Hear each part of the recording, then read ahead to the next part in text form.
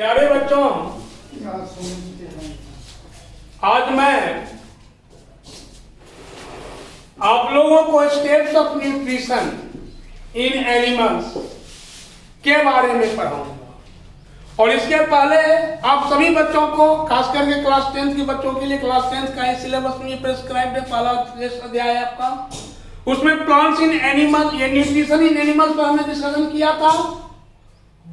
और आज ये डिफरेंट स्टेप्स या steps of nutrition in animals, steps of nutrition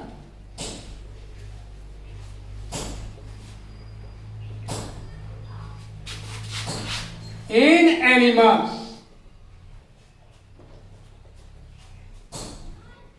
जंतुओं में पोषण के विभिन्न चरण या जंतुओं में पोषण के चरण।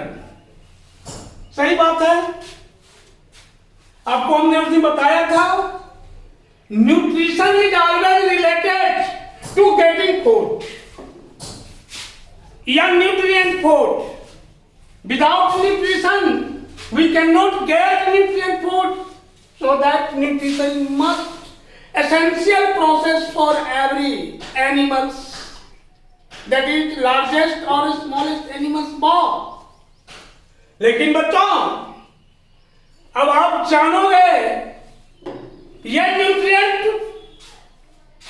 एलिमेंट जब जाता है हमारे बॉडी में, तो इसका यूज किस प्रकार से हमारा शरीर करता है, कैसे इसको इंजेक्ट करता है, कैसे इसको डाइजेस्ट करता है, किस प्रकार से इसको एब्जॉर्ब करता है, एब्जॉर्ब करने के बाद फिर इसे एनर्जी का फॉर्मेशन कैसे करता है, और जो डाइजेस्ट नहीं होता है उसको किस रूप में शरीर से आउट कर देता है। तो वही है न्यूट्रिशन का विभिन्न चरण। तो न्यूट्रिशन का पहला चरण होता है बच्चों इंजेक्शन।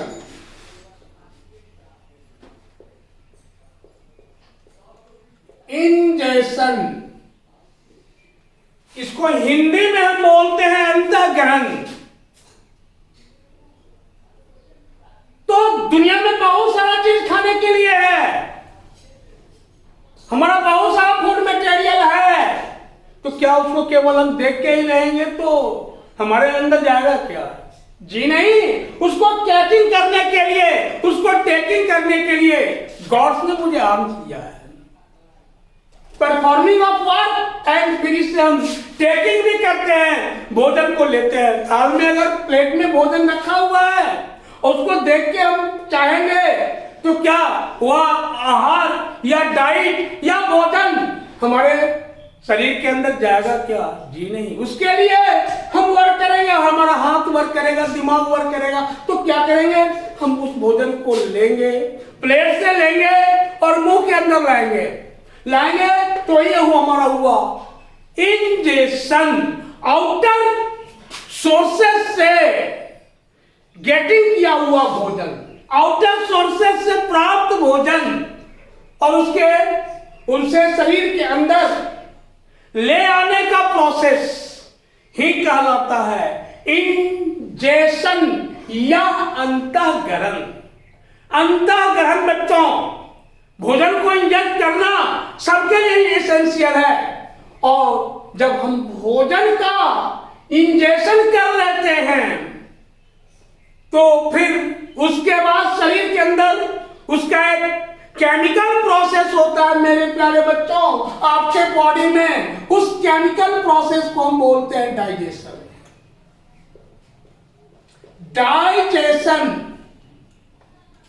डाइजेशन हिंदी में पाचन। डाइजेशन या पाचन, ये एनाबॉलिक और कैटाबॉलिक दोनों प्रोसेस, डाइजेशन या पाचन, इंजेक्ट फूड को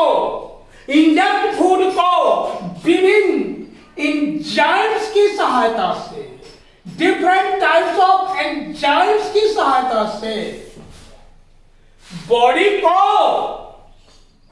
सिंपल बॉडी के अंदर उस डाइजेस्ट ये इंजेक्ट फूड को बॉडी के अंदर सिंपल फूड में चेंज कर लेने का प्रोसेस ही डाइजेशन कहलाता है। कहने का मतलब है डाइजेशन वह प्रोसेस है जो इंजेक्शन प्रोसेस के द्वारा टेकिंग केमिकल फूड्स को डिफरेंट एंजाइम्स की सहायता से सिंपल फूड में परिणत करने की क्रिया को, सिंपल फॉर्म में चेंज करने की क्रिया को डाइजेशन कहते हैं। बच्चों, जैसे आप रोटी लेते हैं, चावल खाते हैं या अन्य डाइट आप लेते हैं, भोजन लेते हैं, तो क्या रोटी शरीर में वैसे ही रह जाता है? जी नहीं, वो उसका चेंजिंग होता है। आपके माउथ से चेंजिंग शुरू हो जाता है, आपके सलाइवा से चेंजिंग शुरू हो जाता है, आपके लार से ये चेंजिंग शुरू हो जाता है। और ये चेंजिंग, ये केमिकल कंपाउंड जो इसको आप लेते हैं, भोजन जो भी लेते हैं, आपका सब केमिकल चीज है। ये इनऑर्गेनिक कंपाउंड नहीं, आप जब भी लेते हैं तो ऑर्गेनिक कंपाउंड, चावल भी है आपका ऑर्गेनिक, ये दाल भी ऑर्गेनिक, जो कुछ भी आप लेते हैं आपका फूड मटेरियल जो भी है वो ऑल ऑर्गेनिक, बिकॉज उसमें कार्बन मौजूद होते हैं। बच्चों, तो ये organic compound, complex organic compound का सिंपल कंपाउंड में विभिन्न एंजाइम्स की सहायता से बदलने की क्रिया को, चेंज होने की क्रिया को हम डाइजेशन कहते हैं। तो भोजन आपका डाइजेस्ट हो गया। अब डाइजेशन के बाद न्यूट्रिशन का तीसरा चरण होता है एब्जॉर्प्शन। तीसरा चरण होता है एब्जॉर्प्शन। बच्चों, एक क्या नाम भूल गए हैं? इसी चैप्टर में आपको, अभी तो हमने केवल न्यूट्रिशन स्टेट में डाइजेशन को हम डिफाइन कर दिए हैं, लेकिन हमें इस चैप्टर में डाइजेस्टिव सिस्टम इन लार्ज रूप में आपको पढ़ाना पड़ेगा। Digestive system and their associated digestive glands. तो ये एब्जॉर्प्शन क्या होता है, अवशोषण क्या होता है, डाइजेशन के बाद का स्टेप्स होता है भोजन का एब्जॉर्प्शन। बच्चों, तो डाइजेस्ट फूड को शरीर के अंदर, डाइजेस्टिव ट्रैक्ट्स के अंदर, डाइजेस्टिव ऑर्गन के अंदर, एलिमेंट्री कैनाल के ऑर्गन के द्वारा एब्जॉर्ब करने की क्रिया को हम बोलते हैं एब्जॉर्प्शन। जैसे आपके बॉडी में आप आगे पढ़ेंगे एलिमेंट्री कैनाल, डाइजेस्टिव सिस्टम, तो स्मॉल इंटेस्टाइन का नाम आप सुनेंगे, आपको हम बताएंगे। तो स्मॉल इंटेस्टाइन में भिलाई लाइक एक स्ट्रक्चर होता है जिसे हम भिलाई कहते हैं, और ये भिलाई एब्जॉर्ब फूड को, डाइजेस्ट फूड को एब्जॉर्ब करके आपके ब्लड सर्कुलेशन में डाल देता है। जब तक ये भोजन का एब्जॉर्प्शन नहीं होगा, भोजन अवशोषित नहीं होंगे, तब तक ये आपका एनर्जी नहीं बन सकेगा।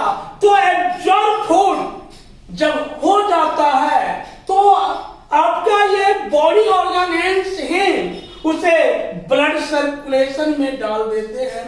उसके बाद फिर एक दूसरा न्यूट्रिशन का स्टेप शुरू होता है, एसिमिलेशन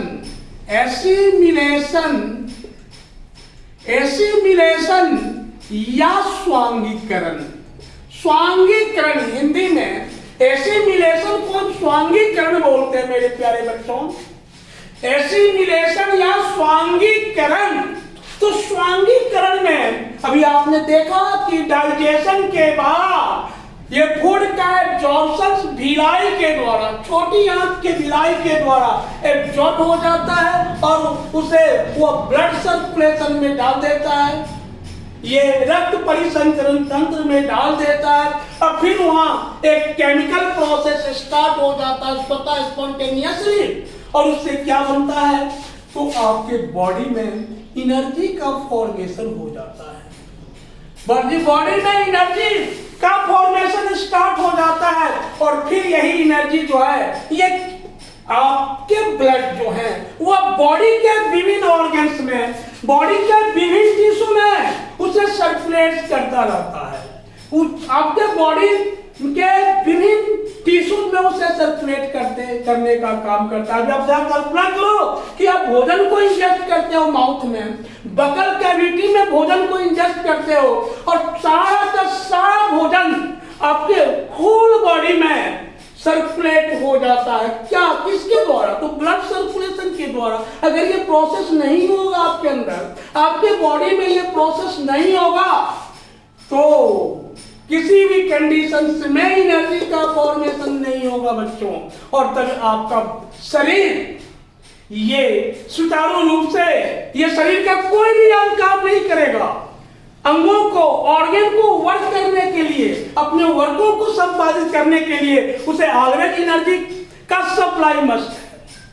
जब आपको कभी फील आप करते होंगे, जब आपको भूख लगती है तो क्या आप तुरंत बेचैन हो जाते हैं, सारे के सारे काम को आप छोड़ देते हैं, लगता है कि नहीं अब सबसे पहले हमें आहार लेना है। तब ये पेट का जो आग है, भूख की आग जो है वो समाप्त होती है। जब तक आपको नहीं मिलेगा आप नहीं कर सकेंगे। इंजेस्ट करेंगे, डाइजेस्ट करेंगे, एसिमिलेट करेंगे, एब्जॉर्ब करेंगे। और बच्चों लास्ट में जब ये भोजन एसिमिलेट कर गया तो एसिमिलेशन का मतलब ही होता है कि एब्जॉर्ब फूड से एनर्जी का बन जाना, और यह एनर्जी ब्लड सर्कुलेशन के द्वारा शरीर के संपूर्ण टिश्यूज में, शरीर के संपूर्ण सेल को सप्लाई होता रहना। और ये न्यूट्रिशन का आपका लास्ट चरण है ईजेशन। ईजेशन बहिष्करण। बहिष्करण, प्यारे बच्चों आप इंग्लिश वर्ड से घबराएंगे नहीं, क्योंकि आगे जब आप पढ़िएगा तो आपको सारा का सारा चीज इंग्लिश वर्ड में जानना होगा। जब तक आप नहीं पढ़ोगे तो खास करके बायो में ये संभव नहीं। मैंने साइंस फैकल्टी में you can not read without this words. आपकी पढ़ाई तब क्या पूर्ण नहीं मानी जाएगी, आपको समझेगी नहीं। हिंदी में आपको वैसा वैसा कॉम्प्लेक्स वर्ड मिलेगा जिसे आप सही रूप से कर नहीं पाओगे। तो बच्चों ईजेशन या बहिष्करण, बहिष्करण कर देना, सभी जीवों ये बहिष्करण का काम करते हैं। सभी जीव, चाहे वह जीव छोटे हो, स्मॉलेस्ट हो या लार्जेस्ट जीव हो, सभी जीवों में इंजेशन का वर्क होता है। सभी जीवों में इंजेशन होता है। इंजेशन और ईजेशन, इंजेशन और ईजेशन सब में होता है। तो अब ये ईजेशन जो भोजन नहीं पचता है, भोजन डाइजेस्ट नहीं होता है, तो वह भोजन किस रूप में कन्वर्ट कर जाते हैं, चेंज कर जाते हैं? फिकस के रूप में। फिकस का मतलब होता है मल, जिसको हम स्टूल भी बोलते हैं, स्टूल भी बोलते हैं। ये स्टूल के रूप में ये भोजन आपका चेंज कर जाता है, फिकस के रूप में चेंज कर जाता है। और नेचर के द्वारा, क्योंकि आप मैन मेड नहीं है, आप नेचुरल मेड है, नेचुरल थिंग्स हैं, तो आपके बॉडी में इसको इजेस्ट करने के लिए, शरीर से बाहर निकालने के लिए नेचर आपके बॉडी में एक ऑर्गन्स रचती है, एक ऑर्गन्स को प्रोपाउंड कर दी है। आगे आप पढ़िएगा डाइजेस्टिव सिस्टम, उसमें हम पढ़ाएंगे। तो ये फिकस या स्टूल शरीर से आउट हो जाते हैं। किसी क्रिया को, माने वह वेस्ट प्रोडक्ट या वह पदार्थ जो शरीर के लिए एसेंशियल नहीं बल्कि हार्मफुल होते हैं, वैसे वेस्ट प्रोडक्ट को बॉडी से आउट हो जाना ही ईजेशन कहलाता है। और यह ईजेशन तो एक तरफ होता है इंजेशन, और दूसरे तरफ होता है ईजेशन। बच्चों आप वाटर लेते हो, वही वाटर आपका यूरिन बन जाता है, वही वाटर आपका स्वीट बन जाता है। स्वीटिंग बॉडी से होता है, मतलब जिसको पसीना बोलते हैं, या पेशाब। तो ये दोनों का दोनों हानिकारक, ये मल दोनों ये भी हानिकारक बॉडी के लिए। तो इन सभी चीजों का शरीर से आउट हो जाना ये कहलाता है ईजेशन। तो अभी हमने देखा न्यूट्रिशन के मुख्य 5 चरण: इंजेशन, डाइजेशन, एब्जॉर्प्शन, एसिमिलेशन और हीजेशन बच्चों। इसके बाद एक इसी में आप थोड़ा जान लो, एक छोटा जीव प्रोटोजोआ फाइलम का एक स्मॉलेस्ट जीव, प्रोटोजोआ फाइलम का एक स्मॉलेस्ट जीव है अमीबा। ये अमीबा एक स्मॉलेस्ट जीव है मेरे प्यारे बच्चों। इसमें भी ये न्यूक्लियस है इसका, ये इसका फूड वैक्यूल है, ये इसका कॉन्ट्रैक्टाइल वैक्यूल है प्यारे बच्चों। तो देखो फिगर से तुम समझ लो, हम तुमको बताए हुए भी हैं कि अमीबा में होलोजोइक न्यूट्रिशन होता है। व्हाट न्यूट्रिशन मैंने जिसमें जीव सॉलिड और लिक्विड दोनों रूप में अपने डाइट को ग्रहण करते हैं, वैसे न्यूट्रिशन को हम बोलते हैं होलोजोइक न्यूट्रिशन या संपोषण। तो होलोजोइक न्यूट्रिशन बच्चों, होलोजोइक न्यूट्रिशन में जीव क्या कर रहे हैं, तो भोजन ठोस और घोल दोनों रूप में ग्रहण करते हैं बच्चों। जब ये अमीबा किसी चीज को देखता है, अपने फूड मटेरियल को देखता है, तो ये स्यूडोपोडिया को इसके चारों तरफ बढ़ा लेता है, घेर लेता है और इसे ये अपने, चूंकि ये वाटर में है, इसे अपने फूड वैक्यूल में, इसे अपने फूड वैक्यूल में ले आते हैं। तो यहां पर देख रहे हो बच्चों, यहां भोजन का क्या हो गया, डाइजेशन हो गया। यहां भोजन का इंजेशन हुआ, यहां भोजन का क्या हो गया, इंजेशन। अमीबा भोजन को यहां इंजेस्ट कर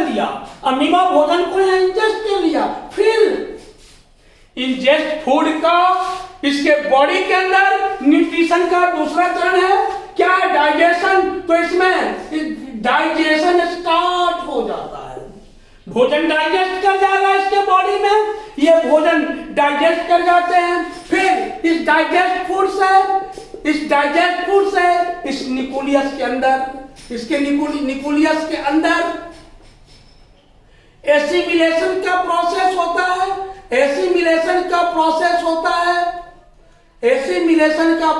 होता है और इस एसिमिलेशन प्रोसेस से के कारण एनर्जी का निर्माण होता है। और जो भोजन नहीं, ये एनर्जी बढ़ गया। और बच्चों जो भोजन नहीं पचता अमीबा के बॉडी के अंदर, अमीबा के बॉडी में जिस भोजन का डाइजेशन नहीं होता है, तो ये इसके शरीर में जिस तरह से हम लोगों के बॉडी में वेस्ट प्रोडक्ट को बाहर करने के लिए एक विशेष अंग होते हैं, तो अमीबा के बॉडी में वेस्ट प्रोडक्ट को बाहर करने के लिए कोई विशेष अंग नहीं होते हैं। ये अपने शरीर के किसी भी सरफेस से उस वेस्ट प्रोडक्ट को आउट कर देता है। ये क्रिया इसका ईजेशन कहलाएगा बच्चों। तो अभी हमने देखा ये अमीबा में न्यूट्रिशन के डिफरेंट चरण। तो आज आपका ये न्यूट्रिशन के डिफरेंट स्टेप्स ऑफ न्यूट्रिशन को हमने देखा। फिर कल जो हम पढ़ाएंगे आपको, अब डाइजेस्टिव सिस्टम पढ़ के आएंगे इसी चैप्टर में, डाइजेस्टिव सिस्टम। उसको आप घर पर थोड़ा ठीक से देख लोगे। चलिए धन्यवाद बच्चों।